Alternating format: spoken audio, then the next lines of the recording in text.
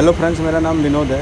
ये Mercedes I थी हमारे पास, तो मैंने इसका ब्रेक सर्विस करने के लिए गया तो ब्रेक खोला। मैंने खोलने के बाद मेरे को क्या प्रॉब्लम मिला, और ये पैड उल्टा लगाया था। फ्रेंड्स, कैसा होता है, हमारे चारों पैड एक साथ में आते हैं तो उसको हमको देख के लगाना पड़ता है। ये पिन कहीं टच नहीं होना चाहिए क्लिपर में, ये और ये एक साइड लगता है। को दोनों एक ही सेम ब्रेक पैड एक ही साइड में लगा दिया।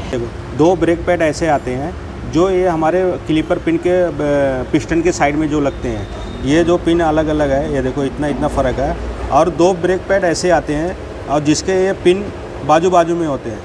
ये क्लिपर के पिस्टन वाली साइड में लगते हैं और एक पिस्टन के बाहर वाली साइड में लगते हैं। अभी किसी ने उल्टा लगाया था तो ये दोनों पैड एक साइड में लगा दिया, तो इसकी वजह से क्या हुआ कि हमारा क्लिपर पिच में टच हो रहा था तो आउट चल रहा था, और इसका पिस्टन इसके ऊपर टच हो रहा था। आप निशान देख सकते हो, ये देखो ये निशान है। तो मैं अभी इसको सीधा करके लगा दूंगा तो प्रॉब्लम सॉल्व हो जाएगा।